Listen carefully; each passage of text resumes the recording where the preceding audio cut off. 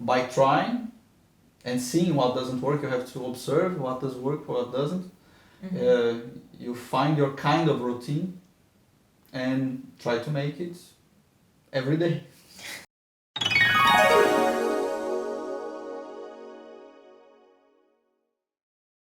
Hi Marce folks, this is Elina. Today I have a super special guest for this interview.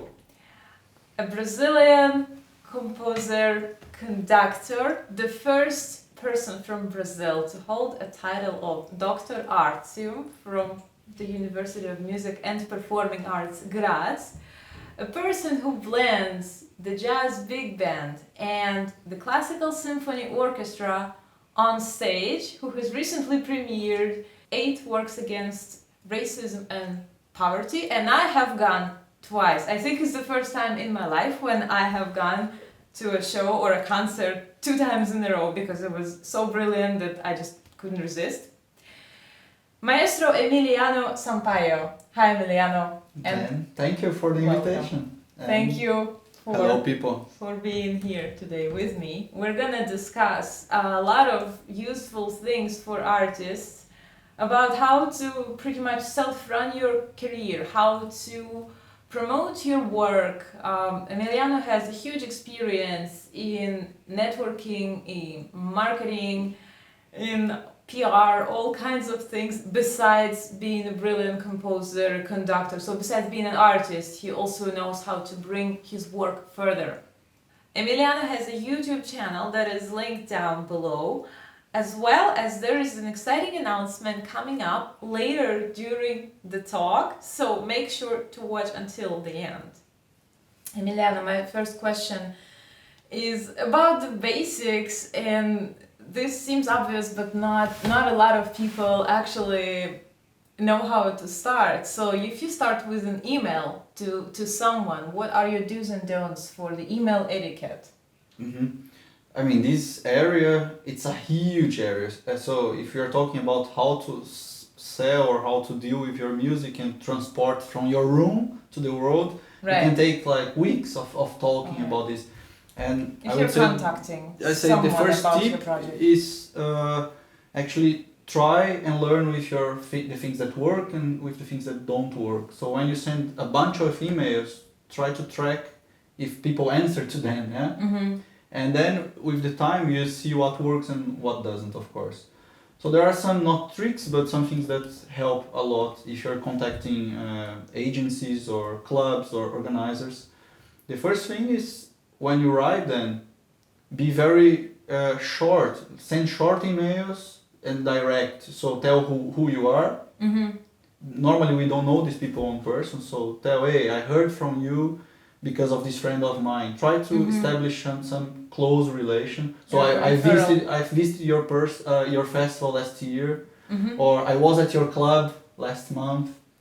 And we don't know personally, but I am Emiliano. I did this and this and that in 2 lines. That he knows, Emiliano is a Brazilian musician who does this. In 2 lines, that he has an idea of who you are. And then normally you present a proposal. I will be on tour next year in April. I'm near your festival. It would be great to come and present this music. Send 1 link, a good video, and wait for the response. The problem is that these people get so many requests that normally they either skip your email, or they don't read, or they don't respond, or they forget. Right. So you have to make a list of all the emails you send. After sending the emails, you make a list of the emails you have just sent, and write in your calendar 2 weeks after. Follow up. Yes. Hey, normally my emails that go in 2 weeks after, 3 weeks after, go like this. Hello George, did you get my email on 2nd July? You know? And then they say, oh, I'm sorry I didn't answer. And this is a great beginning because they already feel sorry that they didn't answer. So they, they kind of apologize, and then you can start from there to see if they are interested or not. And there are many cases where they don't answer.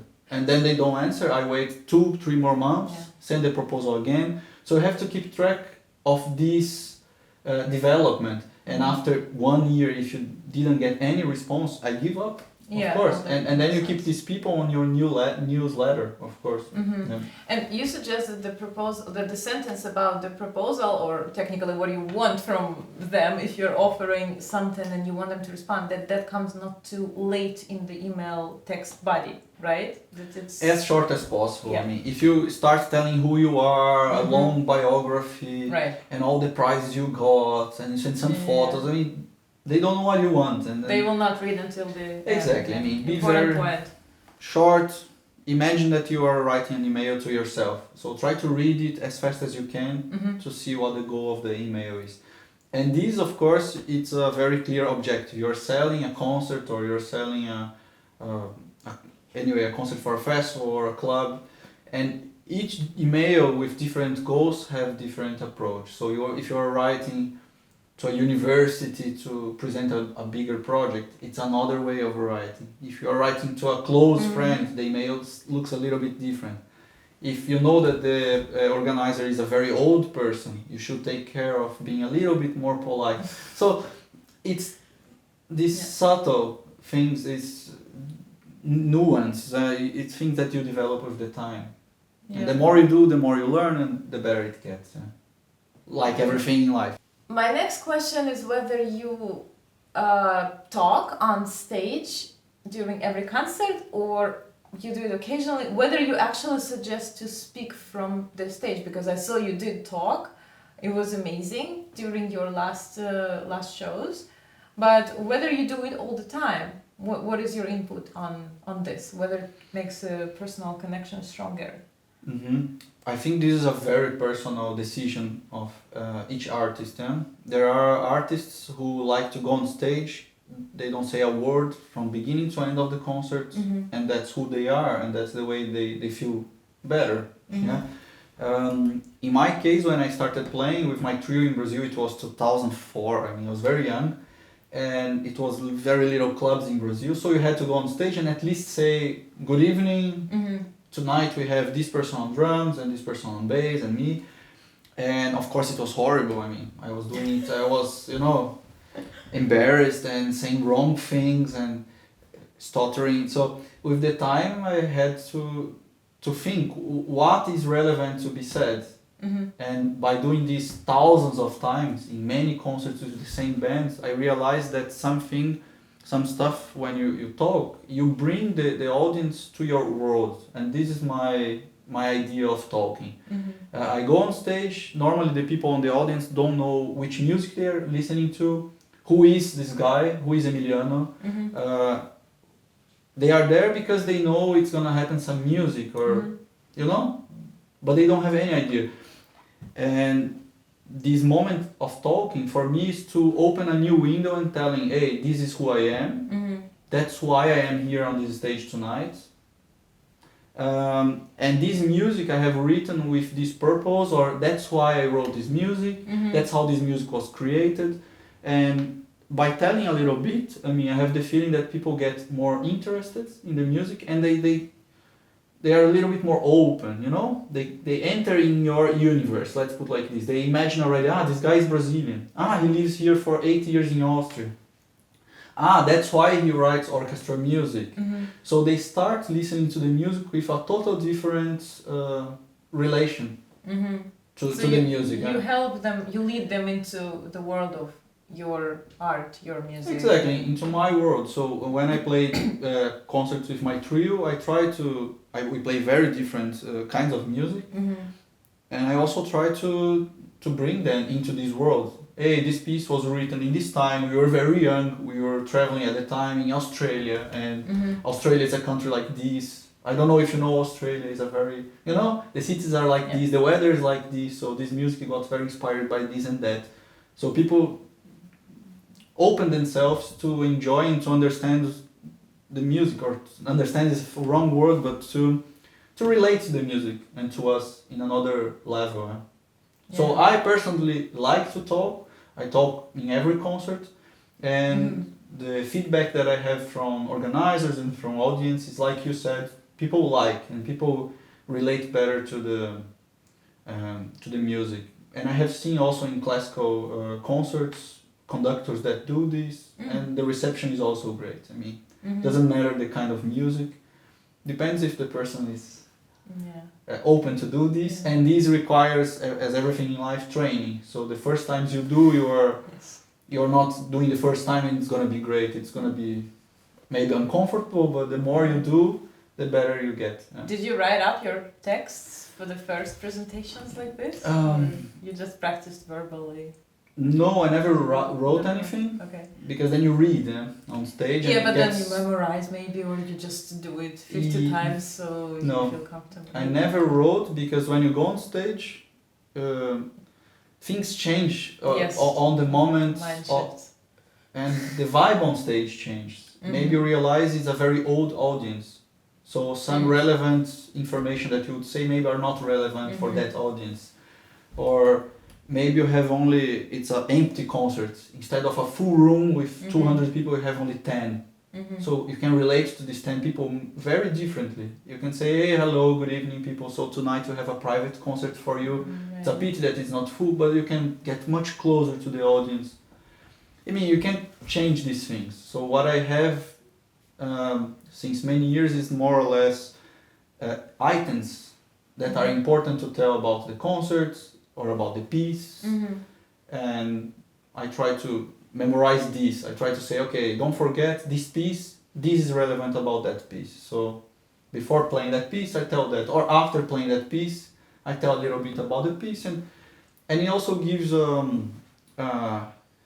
time to relax between the music, because if it's a long concert, people get tired of listening music the whole time. So it's also a moment of relaxing. You listen to music, clean your ears, and listen to more music. That's true. So I think it helps a lot. Yeah, definitely. I felt much more, engaged, not in a musical way, but on a different, a level when you understand what's going on, because you're giving introductions about the piece you composed, and it made much more sense. Although the name tells a lot, but when you talked about the context, how you're composing it and what you were thinking about, of course it definitely helps, and I think it makes the audience involved tremendously. Yeah, and if it's a specialized audience, for example, musicians, then you can go really, almost a lecture. Yeah. And if it's people, for each kind of audience, you can approach this way of talking differently. Emiliano, my next question is just leading to the audience I saw and your wonderful orchestra, a double orchestra, let's say, because it was half classical, half jazz. What was it? Around 50 people maybe? 40 people. Yeah, 40 people. Wonderful. I cannot imagine how much it took, how long it took to gather this wonderful group of people around you and also bring the public in. And that's really, really difficult when you're running your own thing. So what's your secret of networking, if you have any? Do you host networking events? Or you just how is this possible? Financially, I don't recommend for anybody to make big band music or orchestra music, especially if you're doing this alone. But it was a dream for me when I was a teenager to write big band music and orchestra, and coming to Austria was part of this. So the arts university here, they supported a lot when I was in my master's. So I had the luxury of a little bit of help from the state and from the university, so I could find a lot of great musicians in the area and make 2 albums with big band music with 17 people. And after doing this, then you get to use it. So it was step by step. For years I worked only with the trio. After some years it became a nonet. After some years it became a big band. And then I wanted to make an orchestra project, and it's the first time I put 40 people together. It costs a lot because I wanted to pay all the musicians for the work, for rehearsing, for playing. I had also support of the University of Arts, from the state of Steiermark here. So lots of people also contributed, but to have this help, of course, I had to apply for grants and write the project. So a lot of the work involved was not composing or directing artistically. Fundraising. But preparing and raising money. Yes. I also saved money for a long time to make this possible. So even if I wouldn't get the money, I would be able to realize the project. And I think it's it's risk. You take the risk. But as I said in the beginning, it was a dream for me. So I wanted to do anyway. It's one time in life that you invest so much time composing and putting these kind of people together. Lots of them are great friends of mine, and lots of them I didn't know before. So they were recommended by other musicians. So you made a call, you put ads around the university or what? No. Okay. How did you find them then? Just by asking people? I had a bunch of friends that are great musicians, and I invited them first. And then I was looking for, let's put for example the string orchestra. And I knew that there was this violinist that is a specialist for classical and popular music. And then if he said, okay, I'm part of the project, great. And then I would ask him, do you know other people who would be good for this kind of music? And then I got indications, recommendations, and it's a long way of calling people individually and telling about the project, sending them all the information, when, where, how much money, etc., etc. So it's a huge work of organization for 2 concerts and a recording. So the cool thing is that the concerts were recorded live, and next year it's coming out a record with a live recording of orchestra music. So it's... Do you know where? How is it coming out? When? I would say... Where? Is it YouTube or it's something special? It's going to be a CD. It's going to be released next year. But the whole concert was also filmed, so I saw that, yeah. We are producing also videos to be released next year. That's amazing. Congratulations. I don't know when, but now I'm taking it very relaxed and see when it comes out. I mean, you deserve a slower time. So the group was huge. The admin, the coordination, the public. Do you have assistants? How is it possible? Yes and no. I mean, I had a video team that was documenting the project. I had an audio team, sound engineers who were recording and making all the microphoning, and it's people who I have worked with for many years here already. Light? These people were from the Mumut, for example, from the theater here. Wonderful. So the light and sound people from the theater were already from the university. Okay. So I didn't have to go into detail. I had to actually coordinate the people, only put information together and spread it right that everybody knows what is going to be done, when, where, how. So as I said, it's because I did this for many years, you learn how to pass information precisely. But you do it yourself. You don't have a marketing assist or like a personal assistant who does the admin work, who helps with the admin work. I mean, when I release an album, I pay a PR agency to promote the album with newspapers, specialized media, etc. And then it's worth it because you can do it by yourself. It's impossible. But applying for grants or coordinating the orchestra of 40 people. Yeah, you do it yourself. Yeah, of course. I mean, this is part of the, and it's better this way because who knows what the orchestra needs. In this case, the best was for me to keep track of everything. If you are working with an organization that they have already the structure built, then it's great. I was in September working with the Young Jazz Orchestra Sachsen in Germany, and then they have already the orchestra organized, they have the office for administration, all the logistics, hotels, food, everything is organized. Then I come there only as guest conductor, composer. Yeah. Then of course it's a different story. Luxury, luxury situation. Yeah, absolutely. And when this happens, it's amazing. When this doesn't happen, then do you sleep at all? Coordinating an orchestra of 40 people, writing the dissertation, composing the work, defending your dissertation. Do you have more than 24 hours a day? No, actually, to be honest, I sleep very good and a lot.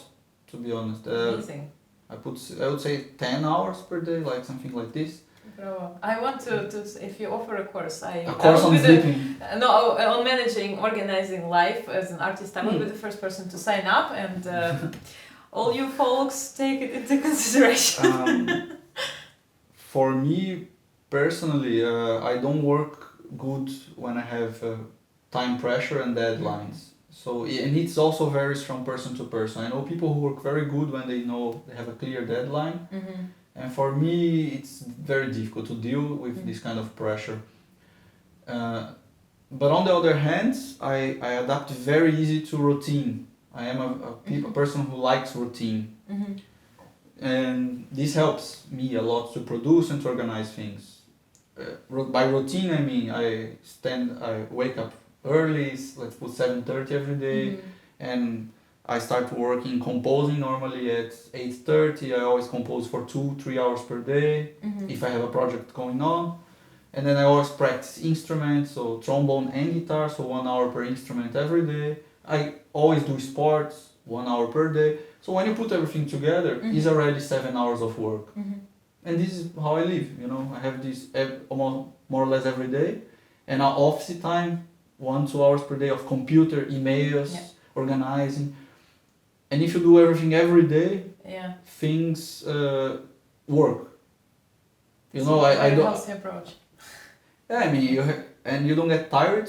I don't get tired of doing this every day because 1 hour of guitar, easy. But if you do every day, the results come. If you send emails 1 hour per day, the results come. If you let it accumulate a lot and you need to send emails for 12 hours after 2 weeks, then you die. Yes, then it gets difficult. So, and this routine is also not for everybody. For me personally, it works very good. So this is what helps me having a balanced life and producing. Wonderful. Yeah. Well, I guess everybody has to tailor their own routine individually depending on the situation, but it's probably the key. And I have heard a quote, build the system instead of aiming to reach a goal. So the system is long term. And that's what you have pretty much. Yeah, people have to think about how to live a good life that works for them. And each person is different.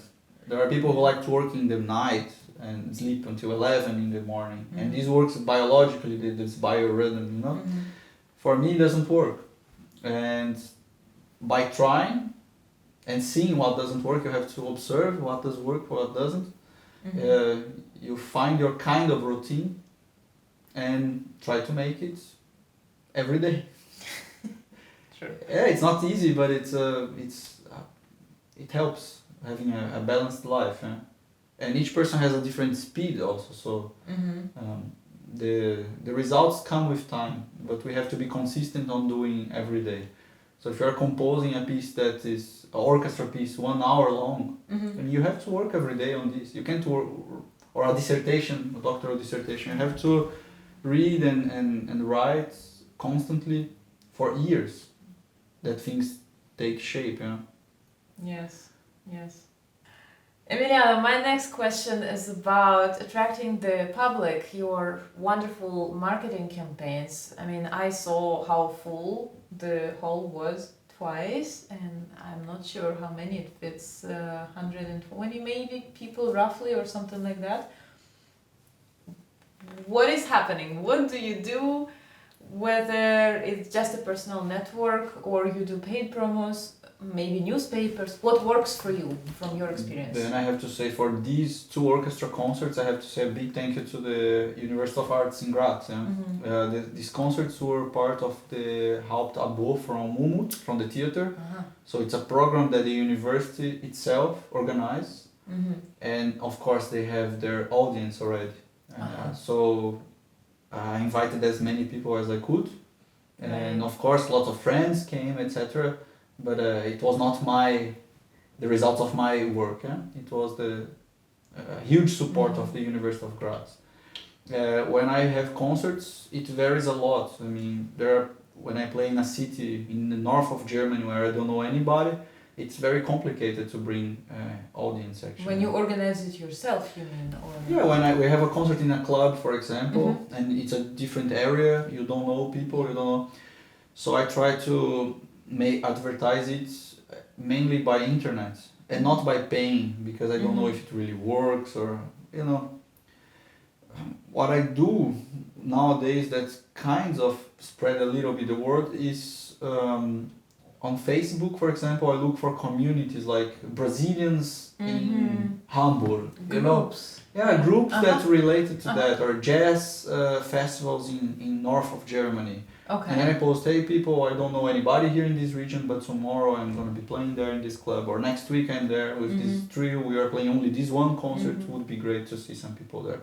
And you post reminders every few days, like you post once and then again the day before? Normally no, because it's so much to do. When we are on tour, we are on tour, we play 3 days per week, 4 days per week in different cities. So it's these tours normally I do with my trio. It's a lot of organization again, because you have the concerts to organize, you have to organize how to travel to the place, where to sleep sometimes, and hopefully the clubs and the festivals are bringing audience themselves, and we try only to support that. It's a cooperation. It's not my responsibility to bring audience to the concerts. It's also not their responsibility. So it's our responsibility to cooperate and to advertise the concerts as good as possible, that people know about them and they get curious about the music and that they come. Yeah. That's the ideal situation. Yeah. Have you applied for newspaper ads? Have you invested into that? Do you think it works, or now people don't read newspapers anymore? Yes, it works. For certain generations, you know, certain groups of people still read newspapers on a daily basis.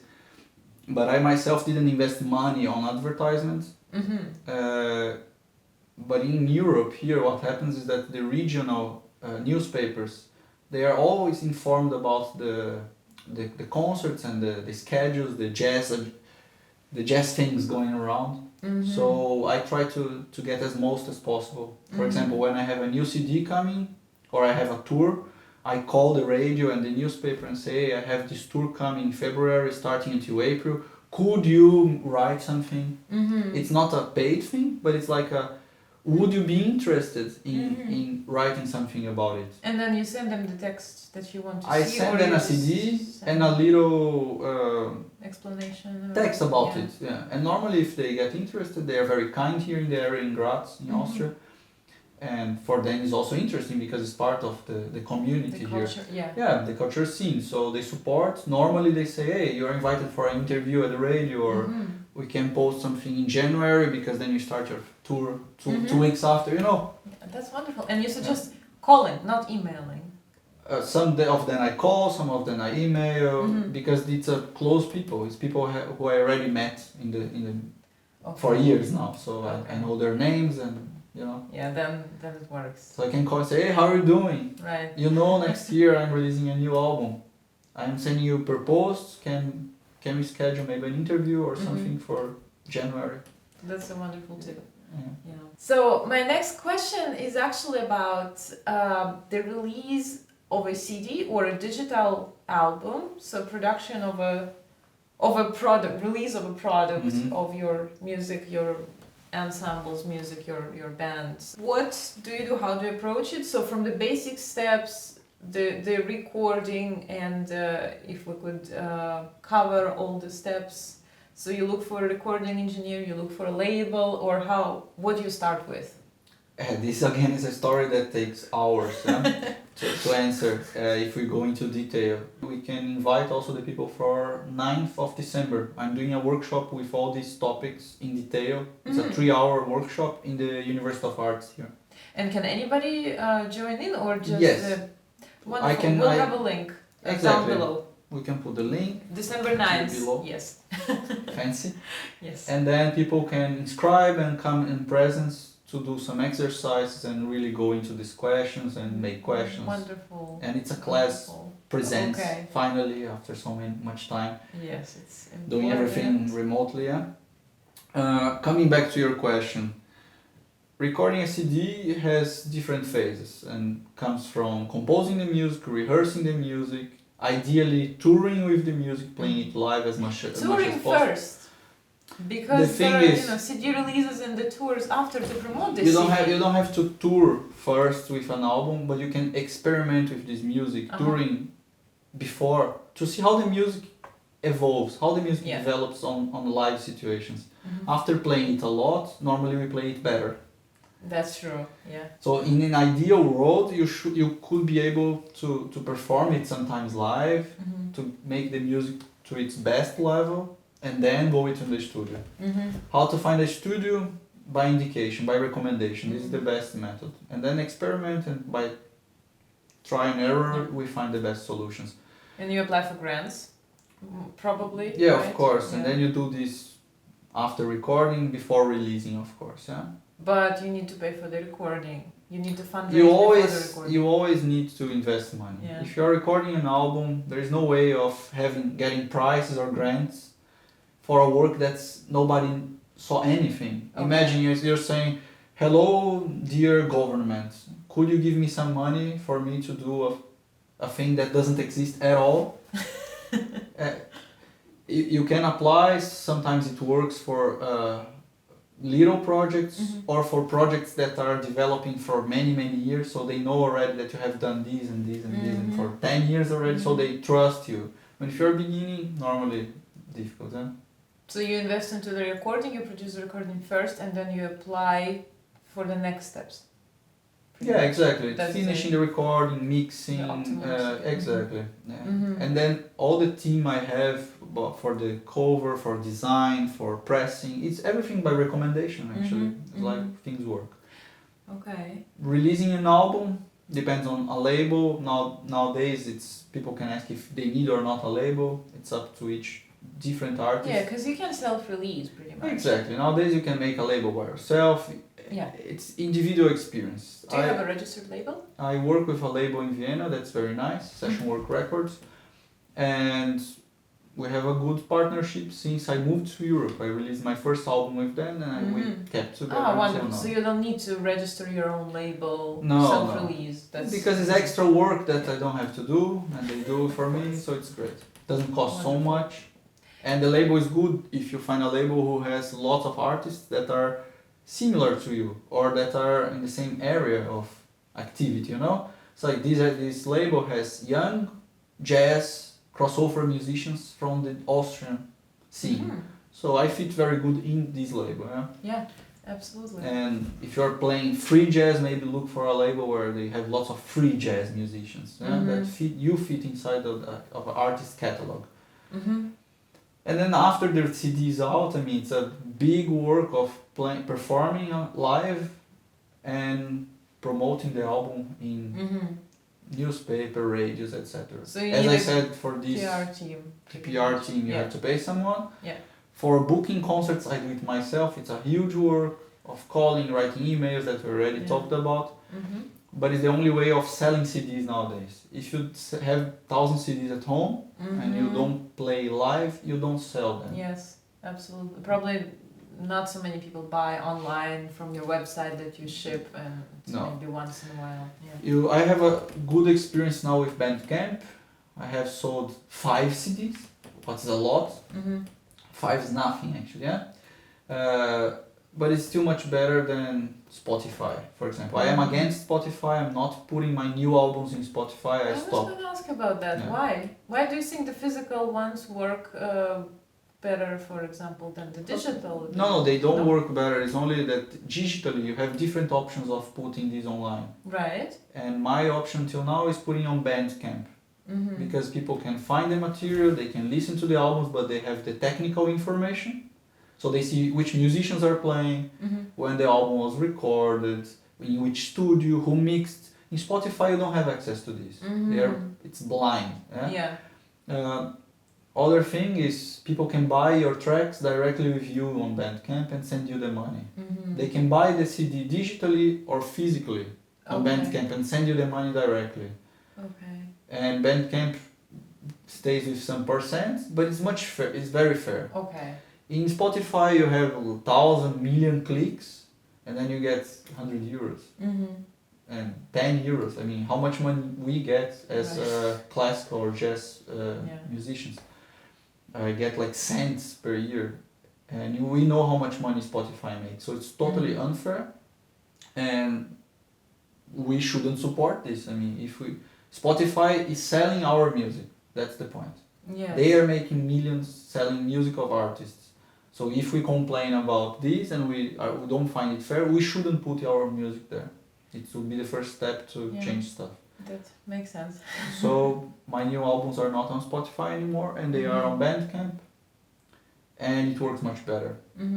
But Bandcamp is, I guess, not that famous. Everyone knows iTunes, YouTube Music, Spotify, right? Yeah. But Bandcamp is less common, so you still need to advertise somehow for the digital releases, right? Yeah. So people go directly to Bandcamp and they don't search on iTunes or Apple Music or whatnot. I mean, when people put their work on Spotify, I think they have a hope that lots of random people are gonna discover their music. That's our hope. Kind of, yeah. My CD is now on Spotify. The whole world can find my music. That's the point of Spotify. But the algorithms, the computer, the system is not working on my favor. Yeah, it's not selling Emiliano's music and putting this information on the face of everybody. So it's only one more album there lost in this huge bibliothèque of music. And as I said, doesn't pay good, doesn't have the technical information, doesn't tell which musicians recorded in which studio. So only disadvantages. And Bandcamp? Do they advertise better? The algorithm works better. Same thing, I advertise. I put a link. I'm happy to tell that to put in Instagram and Facebook. Hey, here is my new album. Right. I just did this week, now. This is my new album, first time on Bandcamp. You can listen, you can buy it, you can buy the tracks individually.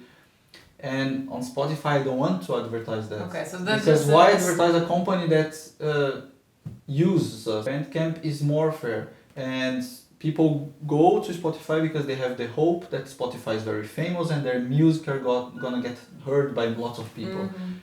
What again, in this scene, jazz, classical, free music, it's so we are talking about 1% of the people who listens to music. If you're talking about pop music, radio music, it's a very different scenario, so that I don't have any experience. So I'm talking about orchestra music, big band. So who listens to big band, orchestra music, contemporary art? Yeah? So talking about 1%, maybe less. Not many people. And these people, we can reach them much more direct. And these are people almost that is a little fan base that you're building through your life. You know what I mean? We are not talking about 90% of the population. Absolutely, yeah. So Spotify is made for this mass of people who wants a playlist, like a fitness studio playlist, yoga playlist. That makes sense. It's a bunch of tracks that the computer collects for you. You go, listen to it and make your yoga. It's great. It's a tool for the people who use it to find new music, but for the musicians who produce music, who wants to put the music out in the platforms and to get paid by fairly, I mean, it's totally doesn't work. Yeah. And that's why I also don't pay Spotify, of course. I don't listen to music in Spotify and pay for it. I think it's €5 a month and something like 10 euros I don't a month. have Spotify, to be honest. So I don't know. I use a different platform.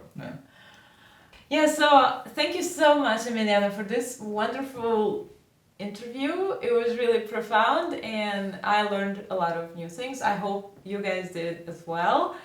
Thanks for coming here. Check out the links below, please don't forget, because there's more info on Emiliano and his projects. Don't forget to sign up for the upcoming class on December 9th. And please comment below what questions you might have and we can take a look at them during the December 9th class. So see you in the next video. Thanks, Emiliano. Then thank you again for the invitation and see you. Yeah, bye everyone!